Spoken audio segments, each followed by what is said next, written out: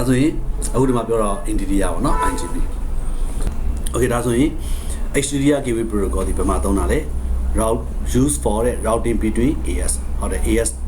ASD ဂျားလို့လည်းပြောတယ် ASD တခုအများကြီးဂျားပေါ့ ASD အများကြီးဂျားဆိုတာနှစ်ခုပဲဖြစ်လို့เนาะ Amman AS လို့သုံးနေရတယ်เนาะ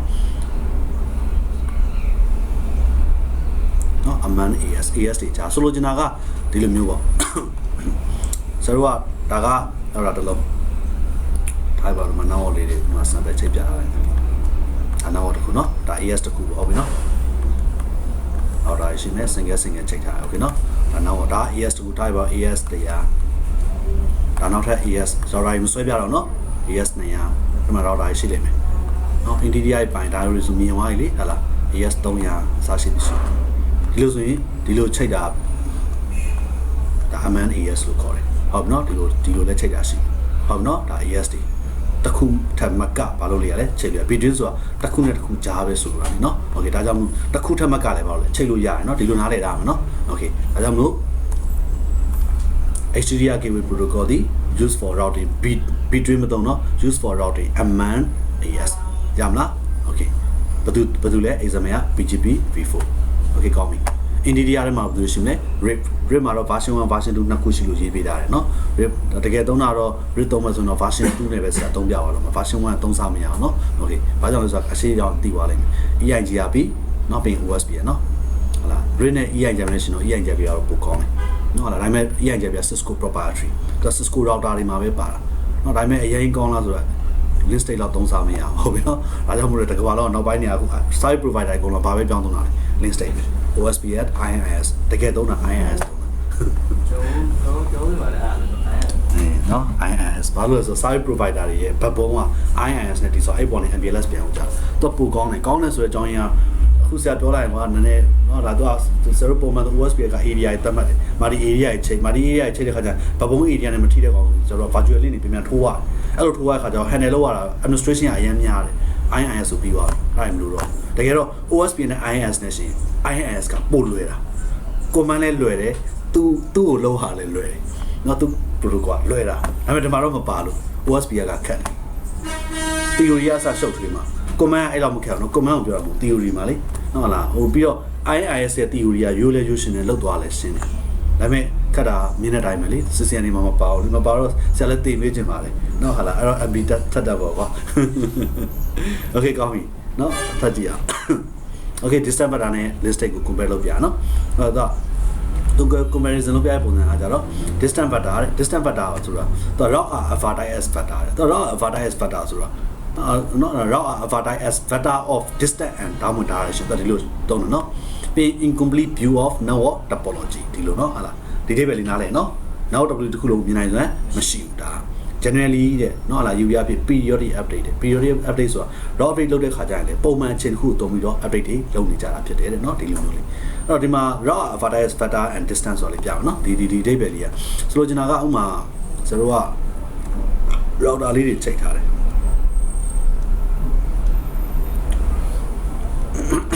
ဒါ network A ဒါက network B ပေါ့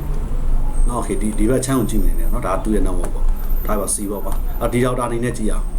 နော်ဆရာတို့ကိုဒီနေရာ router လို့ပဲခံစားပြီးတော့ကြည့်ဒါဆိုရင် network A နဲ့ချိန်ထားတဲ့ router network B နဲ့ချိန်ထားတဲ့ router network B နဲ့ချိန်ထားတဲ့ router ကသူလည်းဒီကို update ပို့ပြီးပို့တဲ့ခါကျရင်ဒီမှာရှိနေရလေးက interface ကဒါက 1.2 ပေါ့ကွာဒါလေးက 1.1 လို့မှတ်လိုက်ဒါဆိုရင်ဒီ router ကပို့လိုက်တယ် network A နဲ့ချိန်ထားတဲ့ router ရတယ်ဆိုတော့သူဒီ router အနေနဲ့ဘယ်လိုမြင်လဲဆို network B နော် destination network ဒါ B ပေါ့သူမြင်တယ်ဒါ destination network sub number တွေပဲရင်းနေတော့နော် destination network B သူ့ရဲ့ vector ဘာလို့လဲဆိုတော့ 1.2 ကပို့တာလေပို့လိုက်တာဒါဆိုရင်သူ့ရဲ့ gateway ကဘာဖြစ်သွားလဲ 1.2 အဲ့ vector ပဲ direction ပဲဒါဆိုရင်ဒီ router အနေနဲ့ဘယ်လိုသိလဲဆိုတော့သူ network B ကိုသွားမယ်ဟေ့ဆိုရင်ဘယ်ကသွားရင်ရပြီလဲ B ကသွားရင်နော် sorry 1.2 ကိုသွားရင်ဘယ်ကိုရောက်မှာလဲ B ကိုရောက်မယ်အဲ့တော့ router ဘယ်နှလုံးမြောက်မှာရှိလို့ဆိုရင် matrix ကတော့တစ်လုံးမြောက်ပေါ့ matrix လည်းမပါလို့မရအောင်နော်ဒါဆိုထပ်ကြည့်ရအောင်ဒီမှာရှိနေတဲ့ router အနေနဲ့သူလည်းအချိန်တစ်ခုရောက်တဲ့ခါကျတော့ဒီမှာ route update သူလည်းပို့လိုက်ပို့လိုက်ခါကျရင်သူ့စီမှာပထမသူ့ရဲ့ network လည်းရှိမယ်ထပ်ပြီးတော့ခုနကဟိုဘက်က router ပို့လာတဲ့ network လည်းရှိမယ်တော့ပို့နှစ်ခုလုံးပို့လိုက်ပါလေပို့ပြီဆိုလို့ရှိရင်ဒီ router ကိုဘယ် network နဲ့ဘယ် network နဲ့ရောက်လာပြီလေ destination network A လဲရောက်လာပြီပြင်ပါလဲရောက်လာလေ B လဲရောက်လာပြီ destination တော့ A ဒါလေးကထားပါ 2.1 ဒါလေးက 2.2 ပေါ့ဒါဆိုရင်သူ့အနေနဲ့ဘယ်လိုမြင်ပါလဲ factor 2.1 ကပို့တာ A နောက်တော့သွားမယ်ဆိုလဲ 2.1 B နောက်တော့သွားမယ်ဆိုလဲပါပဲလေ 2.1 okay matrix အနေနဲ့ပြောမယ်ဆိုရင်တော့ A နောက်ကဒီတော့တာပို့လိုက်တာလေသူ့အနေနဲ့စပွင့်1ဆိုတော့ဒီမှာ1နေပဲရမယ် matrix က1 B နောက်ကကြတော့ဒီကနေပို့တော့ဒီကို matrix ဘလောက်လဲ1အဲ့သူ့ဆိုင်ထပ်ပို့ matrix ဘလောက်ဖြစ်သွားလဲ2ပေါ့ဆိုလိုချင်တာဒါကတော့တစ်လုံးဖြတ်မယ်ဒါကတော့နှလုံးဖြတ်မယ်ဒီလိုတိတ်ပဲโอเคเนาะတတ်တမ်းမှုလေးဒါဆိုရင် vector ဆိုတာဒီမှာလေ 2.1 ဘာဖြစ်လို့ 2.1 ဖြစ်သွားလဲ 2.1 က route update ပို့လိုက်တဲ့ router သူကသူစီပို့တာဒီ interface ကနေလာမှာဆို IP ဒီကနေပြီး destination IP ကိုရောက်ချလာလေအဲ့တော့သူ့အတွက် vector ဘယ်လိုဖြစ်သွားလဲ 2.1 နိုင်လားဒါဆိုရင်ဒီ router ရဲ့ gateway ဒီဘယ်လိုဖြစ်သွားလဲ 2.1 ဖြစ်သွားပြီဒါဆိုတစ်ချက်နေနဲ့ဒီ router ကနေပြန်စဉ်းစားကြည့်အောင်ဒီ router ကနေပြီးတော့ပြန်စဉ်းစားမယ်ဆိုရင်ဥပမာဒီ router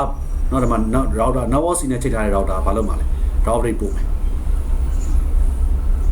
သူလည်း route update ပို့တဲ့ခါကျလို့ရှိရင်ဒီမှာရှိနေတဲ့ router လေးက router လေးအတွက် destination network C vector ဘယ်လိုဖြစ်သွားလဲ 2.2 ဒီဝေးက 2.2 လေ router လုံးမြောက်လဲတစ်လုံးမြောက်ဆိုတော့1ပေါ့ matrix က okay နားရလားဒါတော့ update လုပ်သွားပုံစံនេះ cell လည်းအဲ့လိုပဲတော့မဟုတ်ဘူးလား cell တော့ cell လည်းအဲ့လိုပဲတော့မဟုတ်ဘူးလား okay ဒီတိုင်းပဲလေတူတယ်ကောင်းပြီအဲ့တော့ route advertise route ကို advertise လုပ်တဲ့သူတွေကပါတယ်လေ vector of distance တောင်းဝင်ပါလေ direction နားလည်လား okay ဒီ table လို့ပြောတာ route ကို advertise လုပ်တဲ့ router တွေကိုပြောတာကောင်းပြီ incomplete view of network topology network topology ကိုမြင်နိုင်တယ်မရှိဘူး distance pattern ပြီးရင် generally periodic update ပုံမှန်အချိန်တစ်ခုသုံးပြီး update လုပ်တယ်ပုံမှန်အချိန်တစ်ခုဘယ်လောက်သုံးလဲဆိုတော့စက္ကန့်30နော်လားတိကျပြန်ဘယ်လောက်လဲစက္ကန့်30ဆိုတော့ router A network A ပေါ့နော်ဒါလည်း network B ပေါ့ချိန်ထားတယ်စက္ကန့်30ပြီးတိုင်းမှာ router ဒီ router အမြဲတမ်းပို့နေမှာသူရဲ့ update ကို update တဲ့စက္ကန့် router A ပို့လိုက်တယ်ဒီ router လည်းစက္ကန့်30ပြီးရင်သူ network ပါပဲလေပို့မှာပဲ okay ဒါဆိုရင်ဒီ router က update ရတယ်ဒီမှာ router B ရပို့လိုက်တယ်နော်ဒါ router ဒီမှာဒီထဲမှာ network B ပါမယ် update ရတယ်ဘယ်လောက်နေလဲစက္ကန့်30နေတစ်ခါရနေတဲ့ခါကျတော့ရတဲ့ခါကျရင်ဒါဆိုသူ့ရဲ့ router ထဲမှာသူ update ရပြီ B network စက္ကန့်0ကစတယ်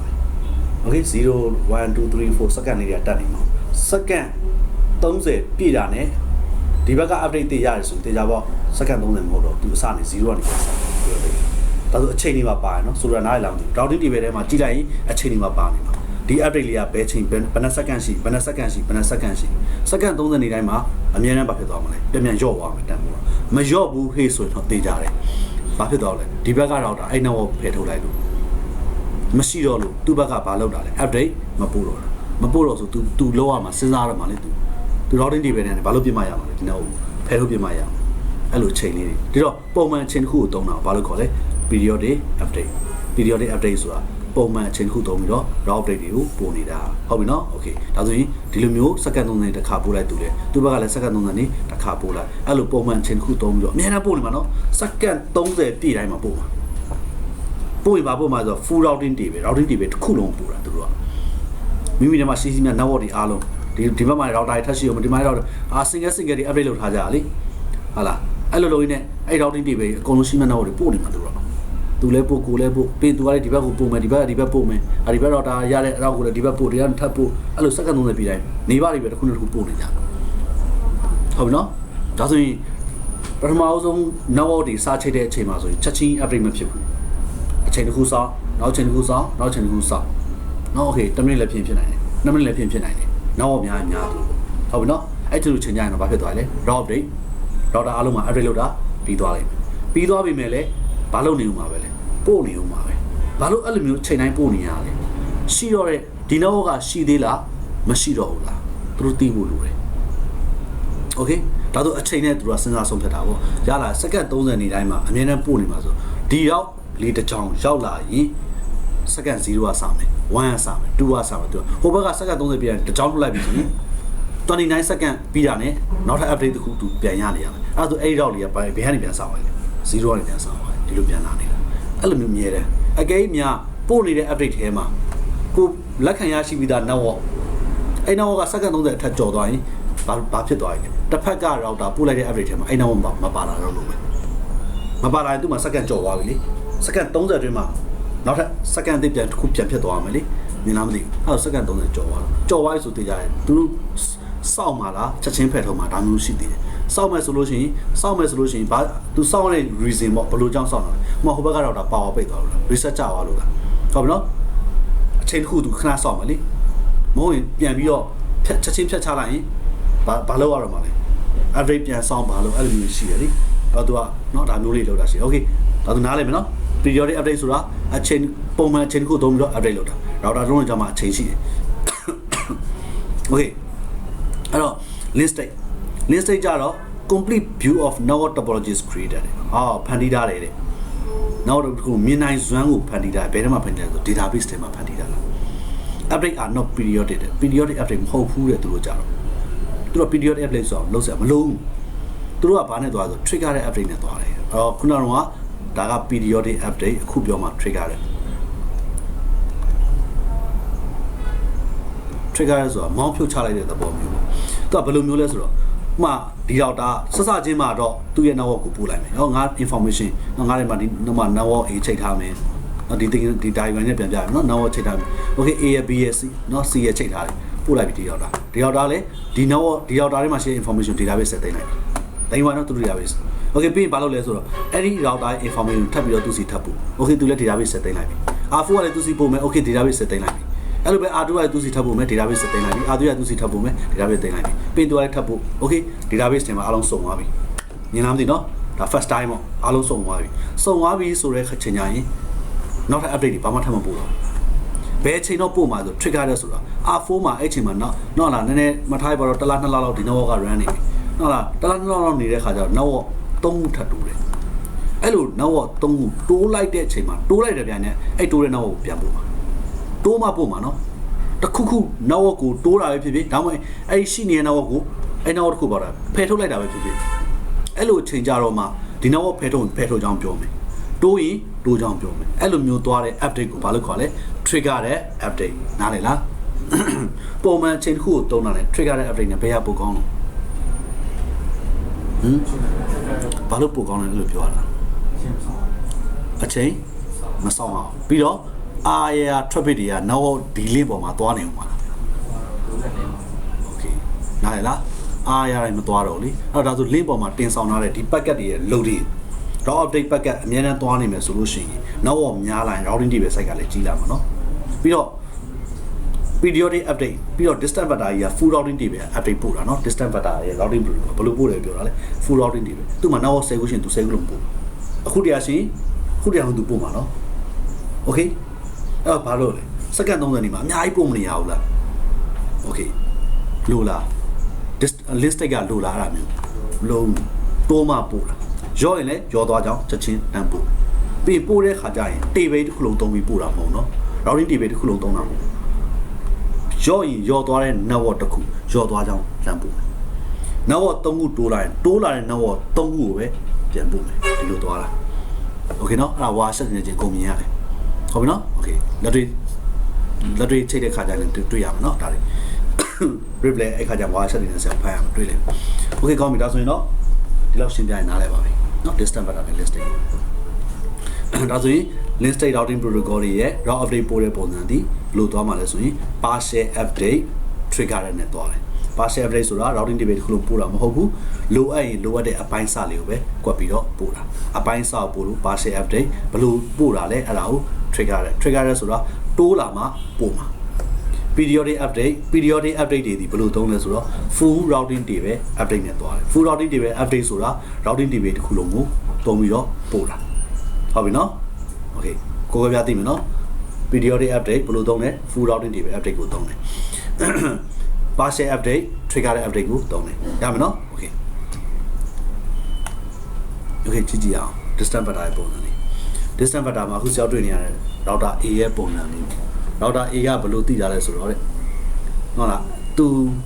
ဒီ F network ကိုသွားဖို့အတွက် reach ရောက်ရမယ့်နေရာနော်ဟုတ်လား node A က to reach F ကိုရောက်ဖို့အတွက်သူဘယ်ကိုသွားရင်ရမှာသိတာလဲ B ကိုသွားရင်သိတယ် okay ပြီးရင်ဘယ်လိုထပ်သိတာသေးလဲဆိုတော့ B ကဘယ်လိုသိလဲ F ကိုရောက်ဖို့အတွက် D ကိုသွားရင်သိမှသိတယ်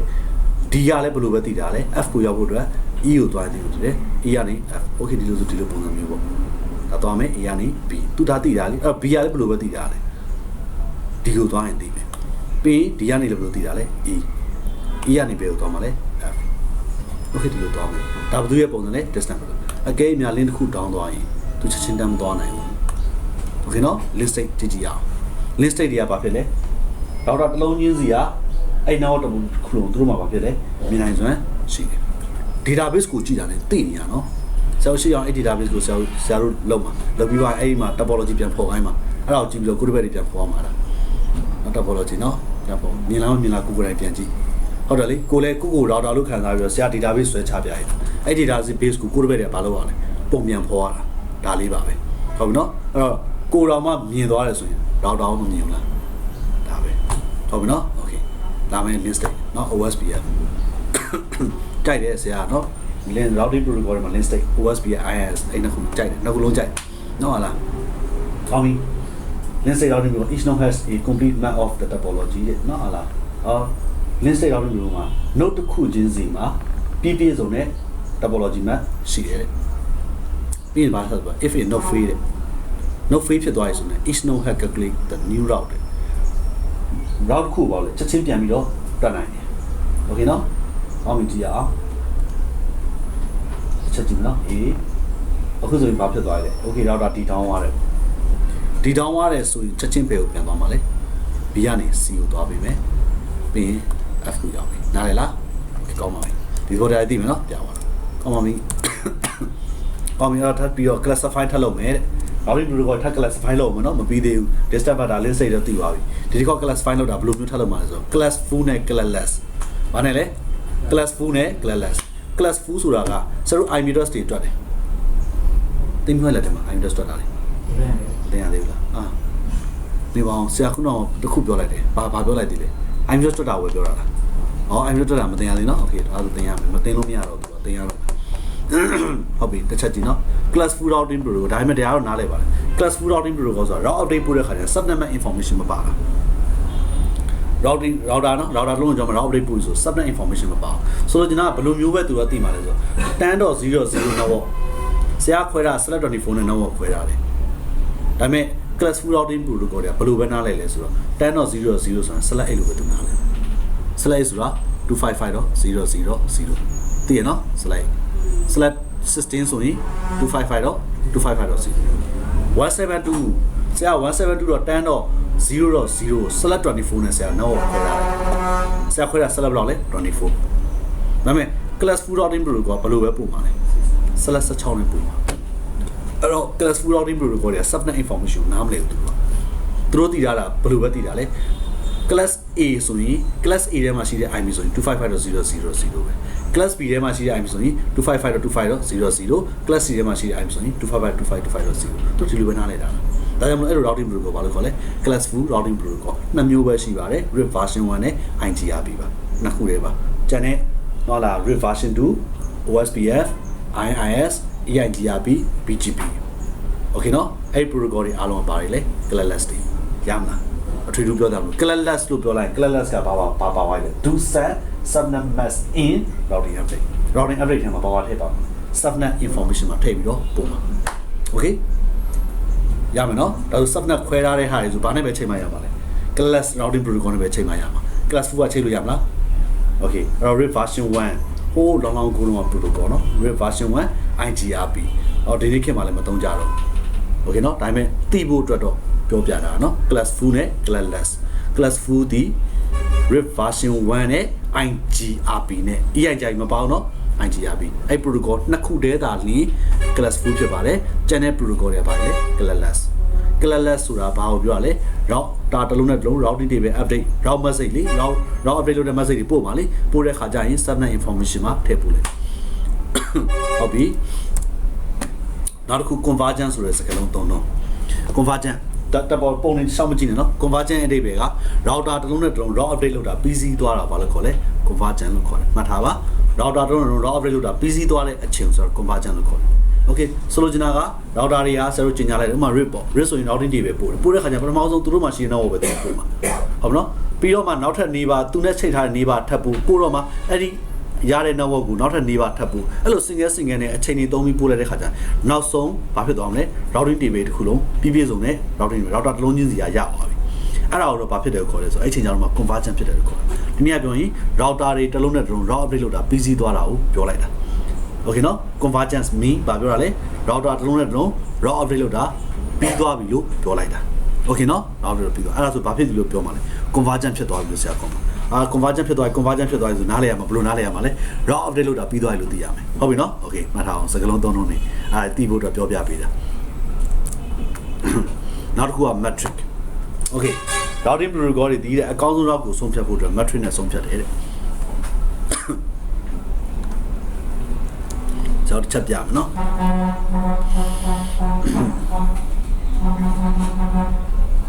okay အဲ့ဒါဆိုရင်ကိုရဘဲအနေနဲ့ဆရာစဉ်းစားကြအောင်နော်router ဆရာတို့နောက်လေးဒီမှာဆရာ topology ကိုနိုင်ပဲပုံဖော်လိုက်ပါမယ်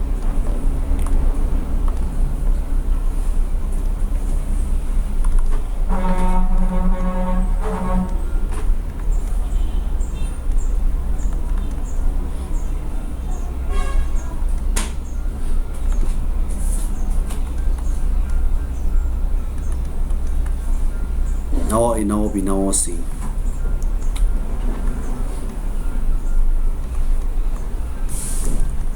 yeah diamondဆွဲသေးဘူး sorry ဒီမှာပုံခုဆွဲပြန်ဒါလေးက router ဒါနှလုံးမဖြုတ်တစ်လုံးမရင်ဖြတ်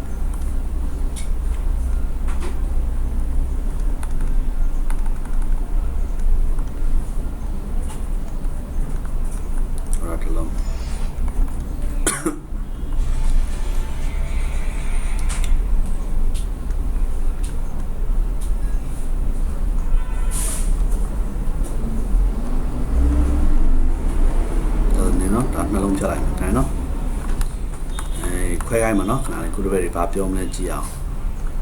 ဒါနှလုံးဖြတ်မယ်ဒါတစ်လုံးဖြတ်လေးပေါ့နော် diagram okay ဆွဲထားတယ်ကောင်းပြီဆရာအနေနဲ့ခုတစ်ပတ်လမ်းကြောင်းရွေးခိုင်းတော့နော်လမ်းကြောင်းနံပါတ်1ရှိတယ်လမ်းကြောင်းနံပါတ်2ရှိတယ်လမ်းကြောင်းနံပါတ်3ရှိတယ် gateway ကတော့ gateway 1ပေါ့ gateway 2 gateway 3ပေါ့နော် okay ဟုတ်ပြီနော်ဒါ3မှာဒီ network A ကနေပြီး B ကိုသွားမှာနော်ဒါ destination network ကသူသွားချင်တာ destination address ကB ထဲမှာရှိတဲ့ IP ကိုသွားချင်တာအဲ့တော့ packet ရောက်လာပြီ router တွေကိုရောက်လာပြီဆိုရင်ဒီ router နေကိုယ့်တစ်ဘက်အနေနဲ့ဘယ်လမ်းကြောင်းရွေးပြီးတော့1 round လား2 round လား3 round ဘာလို့လဲ router ဘယ်လုံးလဲတစ်လုံးနဲ့ဖြတ်တာနဲ့ရောက်ပြီဟုတ်တယ်မလားဒါဆိုဘယ်လုံးဖြတ်ရမလဲနှလုံးပြောင်းဆိုဘယ်လုံးလဲ3လုံး4လုံးပေါ့နော်ဒါဆိုနှလုံးပေါ့ဒီဟာနဲ့ဆိုရင်1 2 3 4လုံးဒါဆိုရင်1 2 3လုံး okay ဒါကိုရပဲကြည့်လိုက်ပုံနော်အဲ့လိုကြည့်တာဆိုရင်ဆရာပြောပြမယ်အဲ့ဒါဟိုကောင်းကြည့်တာအဲ့ဘာကိုကြည့်တာလဲဟိုကောင်း router ယူတက်ကိုကြည့်လိုက်တာ router ယူတက်ကြည့်တယ် router ယူတက်ကြည့်ပြီးတော့တယ် okay ဒီလမ်းကြောင်းကောင်းတယ်လို့ယူဆတော့နော် router ယူတက်ကြည့်လိုက်တော့ဒီတစ်ခေါက်ဆရာဘာထပ်ဖော်ပြမယ်ဆိုရင်ဒီ link ရဲ့ bandwidth လေးက1 gigabit/s ရှိတယ်ဒီ link ကလည်း1 gigabit/s ဒီ link ကလည်း1 gigabit/s ဒီမှာရှိနေတဲ့ link တွေကကြတော့နော်လားဘယ်လောက်ရှိမလဲဆို10 megabit/s လမ်းကြောင်းပြန်ပြောင်းလို့ဘယ်လိုပဲမြင်နေတယ်ဟုတ်နော်ဒီကောင်ကကျတော့10 gigabit/s ကြည့်အောင်ဘယ်လမ်းကြောင်းရွေးမလဲလို့10 gigabit/s 10 gigabit/s destination တော့ B ကိုရောက်ဖို့အတွက်ဒီရောက်တာနေလမ်းကြောင်း1 2 3ဘယ်လမ်းကြောင်းရွေးမလဲဒီတစ်ခါဟုတ်ပြီနော်ပြောပြရလားဟုတ်ပြီနော် okay ဒါ metric ပဲလေ metric လို့ပြောတဲ့ခါမှာအဲ့တော့ metric ကဟိုကောင်းကိုကြည့်တာရှိတယ် bandwidth ကိုကြည့်တာရှိတယ်ဟုတ်ပြီနော်ကိုတို့ပဲသိပြီးပါပြီပေါ့ဟုတ်နော်ကောင်းပြီဒါကြောင့်မို့ rate ကတော့ဟိုကောင်းကြည့်မှာနော်ဒီတစ်ခါပြောပြတာ OSP က bandwidth ကြည့်မှာ routing protocol ညာတခြားစီပဲသူက120ရှိတယ် MSO distance သူကဘယ်လောက်ရှိလဲ120ဘယ်ကောင်ပိုကောင်းလို့သူကပိုကောင်းလို့သူ120ဖြစ်နေတာသူကဘယ်လောက်တောင်းလဲ120သိမယ်နော် okay routing protocol ညာရှင်းအောင် rate ကမကောင်းကောင်းပြီဒါဆိုရင် metric ဒါကြောင့် metric ဒီ routing protocol တွေကဘယ်လမ်းကြောင်းတွေကောင်းလို့ဆိုတော့သူတို့ပါတယ်တိုင်းတာတွေရှင်နော် okay ဒါဆိုရင် routing protocol တူနေတဲ့အချိန်မှာ metric လွဲနေဘယ်နှကြောင်ယူနဲ့ထပ်သုံးသက်ကြည့်အောင်ဆက်ဒီလိုထပ်ချိန်လိုက်မယ်ဒီနောက်ဘောပေါ့ဒီနောက်ဘောကို R1 က R2C ကိုလည်းပို့လိုက်မယ် R1 ဒီ R3C လည်းပို့လိုက်မယ်ဟုတ်နော်အဲ့ဒါဆိုရင် R1 ဒီ R2C ကိုပို့လိုက်တဲ့အခါမှာ1903ဟိုကောင်1နဲ့ရလိမ့်မယ်ဒီကိုပို့လို့ရှိရင်လည်းဟိုကောင်ဘယ်လောက်လဲ1နဲ့ရတယ်ဒါပေမဲ့ R2 ကဒီဘက်ကိုပြန်ပို့မယ်ဆိုရင်0ဟိုကောင်ဘယ်လောက်ဖြစ်နေပြီလဲဟိုကောင်ဘယ်လောက်လဲ2 R3C အောင်လေ R2 လည်းပို့တာဟုတ်အဲ့ဆို R3 ဒီ R1 ကနေဒီဘက်ကနေပို့တဲ့ update နဲ့ဒီဘက်ချမ်းလာတဲ့ update R3 ဘယ်သူ့ကိုယူမလဲ R2 ကပို့တော့ယူမှာလား R1 ပို့တော့ယူမှာလားပို့ပါလေသူလည်းပို့ပါလေ R3 ကဘယ်သူ့ကိုယူမှာလဲဘာလို့ယူရတာလဲမထရဘလောက်ပဲရှိတာတော့ဘလောက်တောင်ရှိတာလဲဒါကြောင့် तू က routing တွေပဲမနေရယူနေမှာပေါ့ तू ပဲယူလိုက်မယ်နိုင်လားမသိဘူး okay ဒါဆိုရင် gateway ကဘယ်လိုဖြစ်သွားလဲ R3 တက် gateway ကဒါပေါ့ R2 တက် gateway ကလည်းဒါပေါ့ဒီနောက်ရောက်ဖို့အတွက် okay နော်နားလည်မလားလမ်းကြောင်းတစ်ခုပဲပြပြသားရွေးတာနော်ဒါကြောင့်ဟိုတော့ static route ထဲကပြောတာလေလမ်းကြောင်းတွေရှိရင်ဟိုကလည်းပတ်တော့ဒီကလည်းလိုက်ပတ်တော့အဲ့လိုတော့လို့မရအောင်တစ်ခုဆိုရင်တစ်ခုတည်းပဲပါလေပြပြသားသားရွေးရတာ okay နော်ဟုတ်ပြီဒါဆိုရင် metric ဒီ bandwidth cost ဆိုတာဒီ bandwidth ပေါ်နေပဲတက်လို့ရလာတဲ့တက်ဟုတ်လားတချို့ routing protocol ကြတော့ဟုတ်ကောတချို့ routing protocol ကြတော့ bandwidth လည်းကြည့် delay ရဲ့ load ရဲ့ reliability delay ကိုတွက်ပြီးတော့မှယူတယ်ဟုတ်နော်အဲ့ဒါ EIG ရပြီနော် EIG ရပြီကတော့အဲ့ဒါကိုတွက်တယ် bandwidth ရဲ့ delay ရဲ့ load ရဲ့ reliability အဲ့လေးကိုတွက်ပြီးတော့သွားတယ်ဘာလို့လဲ EIG နော် okay အခုတော့မတင်ရတော့ပင်စရို cost ဒီဘယ်ပေါ်နေတွက်လဲဆိုရင် bandwidth ပေါ်နေတွက်ပြီးတော့ပြန်ရလာတာဘာလို့သုံးလဲဆိုတော့ OSP ရ bandwidth တစ်ခုပဲကြည့်လိုက်မယ် hop count ကြတော့ဒီတော့မှာလေ rate okay ည cost ကဒီတော့မှာလေ OSP အဲ့ cost ဒီဘယ်ကနေတွက်ရတန်ဖို့ bandwidth ပေါ်ကိုတွက်ပြီးတော့မှပြန်ရလာတဲ့တန်ဖို့နော် cost ကအရှိအောင်အဲ့တွက်တာတွေ့ရလိမ့်မယ်ဘာမှတော့မခက်ပါဘူးเนาะဒါစားလိုက်တန်ဖိုးလေးရစားလိုက်အဲ့ cost ထွက်လာအောင်ပြီးတော့ routing protocol ရဲ့ metric routing ဒီဘယ်မှာဆို routing protocol ရဲ့ metric ကိုဘယ်နေမှာတွေ့ရမလဲအဘာတန်ဖိုးလဲ metric တန်အခုဆို 191.8.0 router 2ကကြည့် router 2ဆို2ပေါ့ 8.0 ဆိုဘယ်လိုလဲဒီကောင် 8.0 နောက်ပေါ့သူတေချာပေါ့သူဒီ gateway ကဒါဖြစ်ရမယ် 4.1 เนาะဒါမှဟုတ်ပြီဒါဆို 4.1 ဒီကောင်ဟုတ်လားဒီကိုရောက်မယ်အဲ့မှာစင်ဘာဘလုံးလဲတစ်လုံးနှလုံးဖြန့်ရင်ရောက်ပြီတော့ metric က2 I'm switch distance 120နိုင်လားဒီ R2 ရဲ့ routing တွေတော့တော့ကြည့်နေရမယ်နော် rate ကဟိုကောင် IGRB bandwidth delay load reliability IIS and OS rate cost of ဘယ်ကနေ implement လုပ်ပြရမှာလဲ bandwidth ပေါ်နေနောက်ဆုံးက2ရင်တော့ load balance ပြောပြရအောင်နော်အဲ့ဒါတွေကတော့ metric ပြောပြရအောင်နော် okay I'm switch distance လည်းပြောပြရတယ်ပြန်ထပ်သွားပြီ okay ဒါ I'm switch distance started off 1 okay ဒါဆို summary ပြန်ကြည့်ရင် dynamic routing protocol ဆိုတာသူ့ရဲ့ function ကဘာလို့မှာလဲ routing information တွေကို dynamically exchange လုပ်ပေးမယ် routing table တွေကို topology changes ဖြစ်နေ automatically update လုပ်ပေးမယ်ပြီးရင်ကောင်းဆုံးလမ်းကြောင်းကိုလည်းရွေးချယ်ပေးမယ်ပြီးရင် routing protocol မှာ group က IGP နဲ့ TCP ရှိတယ် Nvidia gateway protocol Asia gateway ဘာကွာလဲဆိုရင်တူညီတဲ့ AS string နဲ့မှာချိန်တယ်မတူညီတဲ့ AS ကြားမှာချိန်တယ် TCP ပြီးရင် Diode IGP include classless routing protocol class 2 routing protocol classless routing protocol ဒီ subnet information မှာထည့်ပို့မယ် class 2ကတော့ subnet information မပါဘူးကုန်ပြီ on metric ကြတယ်သိပြီနော် metric ပြီးရင် administrative distance သိပြီးသား component routing တွေမှာ component routing တွေမှာ destination တော့နော်လား administrative distance metric တာပါမယ်နော် route source ဆို destination တော့ပြောနော်ကောင်းပါပြီအဲ့တော့ဗာမေးတာရှိလဲရှိလားမရှိနောက်ဆုံးနှစ်ချုပ်လေးချက်ကြည့်လိုက်နော်အဲ့ဒါလေးအားလေးဒီဟာလေးကတော့စရိုးအခုတော့ OSP ရပဲပေါ့နော်အခုဒီမှာတော့ဒါ OSP ပဲလို့ပြောတယ်ဒီမှာ Nvidia ထွက်ကြောင်းပြတယ်သူက distance better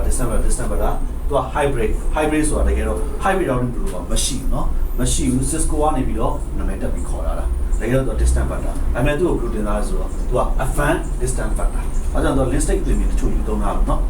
okay အဲ့တော့ link state path factor ဖြစ်တယ်เนาะ matrix ကဟုတ်ကောင်း downward delay cos multiple attribute เนาะ BGP မှာ attribute အများကြီးပဲတင်ရအောင်เนาะ BGP လို့ပါလို့သင်လို့ရှိတော့လား absolute distance 120 တရား EI ကြပြီးမှာ internal 90 external 120 OSP ပဲမှန်အောင်เนาะပူရတော့ဒါ okay ပြီးရင်ကိုကောင်းလေးပဲကတော့ဒါလုံးပြီး15လုံးပဲချိန်လို့ရတယ်15လုံးအလုံး100 depth for အလုံး100 depth for တကယ်ချိန်224လုံးဒီချိန်လို့ရတယ် OSP ရဲ့ none ဆိုတာ unlimited ကိုပြောတာတစ်လုံးမှချိန်လို့မရဘူးเนาะ unlimited သူတို့လည်းပါလဲ unlimited မလဲ unlimited တွေပဲเนาะကိုမကျန်က raw update လုပ်တာနေတယ်မြန်တယ် very fast တော့เนาะအရင်မြန်တယ်သူကလည်းပါလဲမြန်တယ်သူက average update တိုင်းမှာ periodic update တွေသုံးလို့ပြောတာဟုတ်လား second 3နဲ့နေလောက်တာ90 second only one chain occur ဟုတ်လား trigger တဲ့ update ဟုတ်ပြီเนาะဒါ trigger တဲ့ update ဖြစ်သွားပြီသူလည်းပါလဲ only one chain occur ပဲ only one chain occur raw update ပို့တဲ့ခါမှာ full day ပဲ only chain ဆို partial update classless မရအောင်ဆိုတော့ class full ပေါ့ဟုတ်ပြီเนาะ classless ဒီလည်းမရအောင်နှစ်ခုပဲရှိတော့လို့ပါเนาะ okay ရန်ကြပြီအကုန်လုံးရမယ်ဒါဆို classless မရမှာတော့ VLS နဲ့မရတော့ VLS ဆို VLS supplement လို့ခေါ်တယ် IMDOS ကို supplement ခွဲတာလို့ပဲ testing ခွဲတော့ပြောတာအဲ့ဒါတော့ okay မရတော့ everything ကတော့ with version 1 payment 4 EI ကြပြီ diffusion update လုပ်နေ was via dispatcher bus back repeater not that dispatcher update address broadcast ကိုသုံးတယ် auto55 multi address 24009 24010 24010 okay unique ပြီး protocol နဲ့ပို့နေပါသူကတော့ UDP ကနေသွားတယ်ဒီနေ့ခုလုံးက UDP ကနေသွားတယ်သူတို့က IP protocol နဲ့မိုင်းလာဆို IP ဘောနေတိုက်ရိုက်ပို့တော့မှာဟုတ်ပြီနော်သူတို့မှာပို့နံပါတ်လေးမရှိဘူးသူမှာတော့ပို့နံပါတ်ရှိတယ်520နော် IP protocol နံပါတ်9 IP protocol နံပါတ်88ဒါ89ရတယ်နော်ဒါဆိုသူတို့တွေကဘယ်ဘောနေတိုက်ရိုက်ပို့မလဲ IP ဘောနေတိုက်ရိုက်ပို့ဟုတ်နော် IP protocol နံပါတ်89 OSP IP protocol နေတိုက်ရိုက်ပို့TCP UDP တော့တော့ကဲကောင်းပြီထားဆိုတင်မှာလား